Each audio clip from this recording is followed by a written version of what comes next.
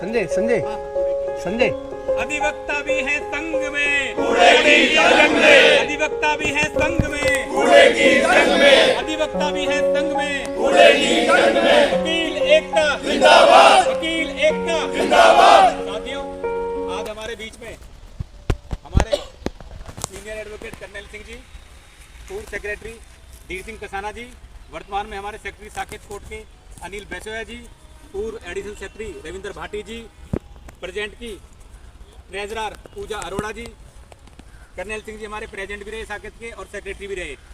मैं आप लोगों को बताना चाहता हूँ, दिवाकर एडवोकेट जी और भी हमारी बार के एडवोकेट है, जितने एडवोकेट जी हैं, स्वामी एडवोकेट जी हैं, सारे ही हैं। मैं आपको बताना चाहता हूँ कि हमारे बदरपुर गांव स्थित इस एनटीपीसी में लगभग 1285 एकड़ ज़मीन थी जो डीडीए को हैंडओवर हो चुकी थी। डीडीए पहले यहाँ एनटीपीसी को ज़मीन दे चुका था। पहले यहाँ बना बदरपुर थर्मल पावर स्टेशन, उन्होंने हैंडओवर कर दिया एनटीपीसी को अप्रोक्सीमेट 1970 में। अब यहाँ पर 2018 को जब ये ईपीसीए ने इसको बंद किया पॉल्यूशन के कारण, क्योंकि यहाँ पर कोयले से बिजली बनती थी, पॉल्यूशन ज़्यादा होता था, तो दिल्ली सरकार ने डिसीजन लिया और इसको बंद कर दिया। अब 885 एकड़ ज़मीन के अंदर वर्ल्ड का सबसे बड़ा इको पार्क हमारे बिल्कुल जस्ट पीछे बन चुका है। 90% उसका काम पूरा हो चुका है। अब ये लैंड बचती है अप्रोक्सीमेट 400 एकड़, जिसमें से डीडीए ने 12 एकड़ लैंड आयुर्वेद के एम्स को दे दी, जो बिल्कुल हमारे एडजॉइनिंग में है। अब हमारे पास लैंड बचती है 387 एकड़।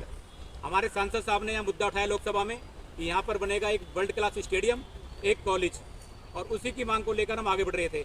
लेकिन ओखला लैंडफिल साइट से लगभग पिछले 20 दिनों से एक अल्फा थर्म नाम की कंपनी है, जिसका मैनेजर है एम के सिंह, उसकी देखरेख में लगभग सैकड़ों ट्रक यहाँ पर मलबा, जो कि ठोस मलबा है, बिना प्रोसेस किए हुए वो यहाँ पर डाला जा रहा है। यहाँ पर लगभग अप्रोक्सीमेट 1 से 1.5 किलोमीटर की नदी है, जिसको आप नाला भी बोल सकते हैं। उसके अंदर 5000 से ज़्यादा दरख्त खड़े हुए हैं, पेड़ खड़े हुए हैं। हमारा ये कहना है कि ना तो आपके पास परमिशन है कूड़ा डालने की, ना आपके पास परमिशन है पेड़ काटने की। 8 mm से मोटा कोई भी पेड़ होता है तो उसके लिए फॉरेस्ट डिपार्टमेंट की परमिशन चाहिए होती है। इसी नहर के अंदर लगभग 5000 से ज़्यादा पेड़ हैं जो 50-50 साल पुराने हैं। आप वहाँ पर एक भी पेड़ नहीं काट सकते। इन्हीं लोगों ने यहाँ पर लगभग सैकड़ों पेड़ काट दिए, जिसके ऊपर ये डंप के ऊपर हम खड़े हैं, उसका रास्ता इन पेड़ों से होकर गुजरता है। इन्होंने दर्जनों पेड़ काटे, सैकड़ों पेड़ काटे। यहाँ पर राष्ट्रीय पक्षी मोर भी हैं, यहाँ पर नीलगाय भी हैं, दर्जनों तरह के और भी पक्षी हैं जिनका बसेरा यही है, और इसी नदी नाले से वो पानी पीते हैं। तो हमारी एसएचओ साहब से भी अपील है कि आप उक्त लोगों के खिलाफ मुकदमा दर्ज करें। वकील लॉबी पूरी साथ है, उनको पता है कि यहाँ पर अगर खत्ता डलेगा, कूड़ा डलेगा तो लोगों का जीना मुश्किल हो जाएगा।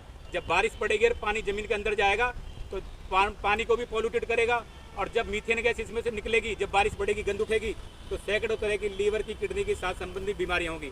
अब मैं रिक्वेस्ट करना चाहता हूँ कर्नल सिंह जी से, वो अपने 2 शब्द रखें। एक जगह से कूड़ा उठा के दूसरी जगह पर डालना, तो ये सरकार ने या कुछ माफियाओं ने मिलके, लगता है ऐसा कुछ साजिश बनाई है कि इस जगह का दुरुपयोग किया जाए।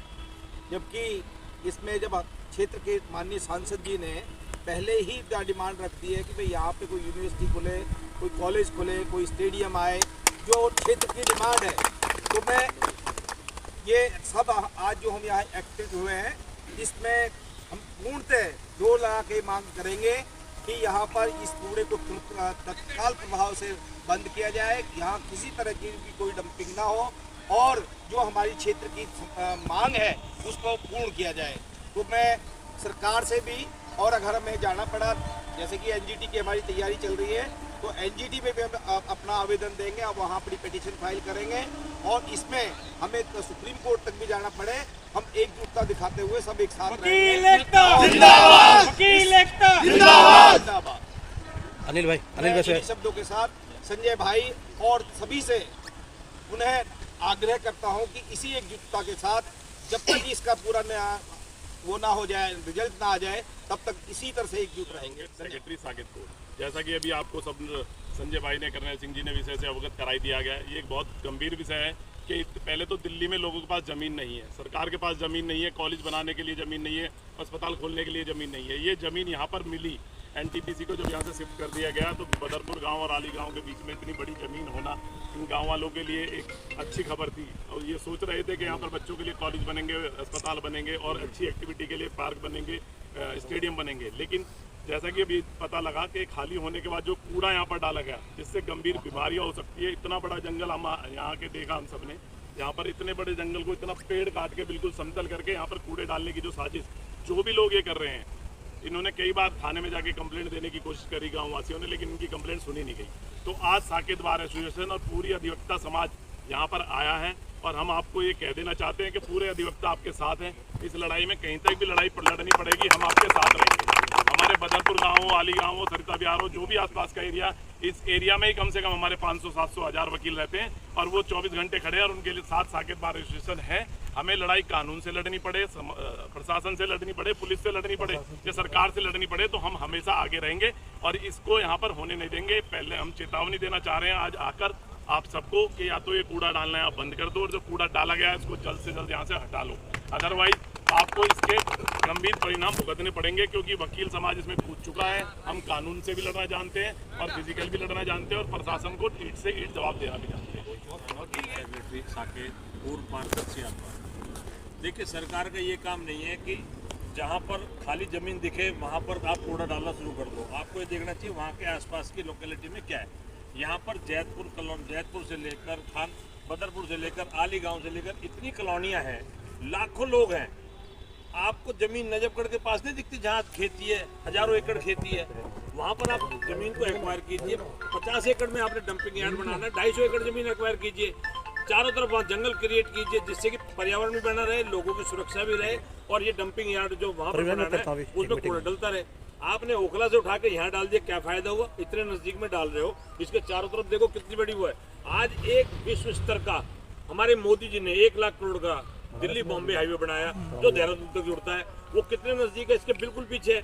अब जब डंपिंग यार्ड बनाएंगे यहाँ पर चिड़िया, बाज, कबूतर इतने होंगे, इतनी गंदगी हो जाएगी। मिथेलिन गैस की बताइए, आसपास इतनी बदबू हो जाती है, पानी की इतना दूषित हो जाता है। क्योंकि गाँव है तो यहाँ पर हम लोग आज भी जमीन ग्राउंड वाटर यूज कर रहे हैं, वो सारा जमीन के अंदर गंदगी जाएगी, कैंसर से इतने पीड़ित हो जाएंगे। आप समझ ही नहीं पा रही सरकार। और सरकार को देखना चाहिए, सूरजकुंड के आगे चले जाइए, जंगल है, वहाँ बुढ़िया का नाला है, वहाँ पता नहीं सैकड़ों फीट खाई है, उसमें डाल दीजिए ना, वहाँ डाल के फिर मिट्टी डाल के ऊपर से जंगल डेवलप कर दीजिए। क्योंकि कीकर है वहाँ पर। यहाँ हम देख रहे हैं इतने बढ़िया पीपल के पेड़, नीम के पेड़ हैं, मौसम बढ़िया हो रखा है। अगर हमारे रामवीर बिदुड़ी जी ने यहाँ पर कॉलेज है, स्टेडियम, अस्पताल पास कराया, उसको पास कराइए ना। और मेरी डिमांड ये सरकार से दिखाए कैमरामैन, ये जो हजारों ट्रक यहाँ गंदा कूड़ा डल चुका है इसको भी उठाया जाए। और एनजीटी में वकील एकता, जैसे कि हमारे कर्नल जी ने बताया, हमें एनजीटी जाना पड़े, हाई कोर्ट जाना पड़े, सुप्रीम कोर्ट जाना पड़े। आज तो अभी तो ये लड़ाई है, बाकी और अभी बहुत लड़ाई है। हम साथ खड़े सारे। और यहाँ पर बच्चों के स्कूल चल रहे हैं, 7 स्कूल हैं, तो उन स्कूल के बच्चों पे क्या फर्क पड़ेगा भाई? तो आपको सोचना चाहिए और इसके ऊपर जुर्माना डलना चाहिए, इस पर केस डलना चाहिए। और अभी हम एसएचओ के पास जा रहे हैं, जरूरत पड़ेगी डीसीपी के पास और जरूरत पड़ेगी तो कमिश्नर के पास भी जाएंगे। धन्यवाद। जय हिंद। अभी बात संजय जी ने, हमारे डीसी कसाना सर ने, कर्नल सिंह सर ने, अनिल बसवाल सर ने पूरी डिटेल में बात बताई।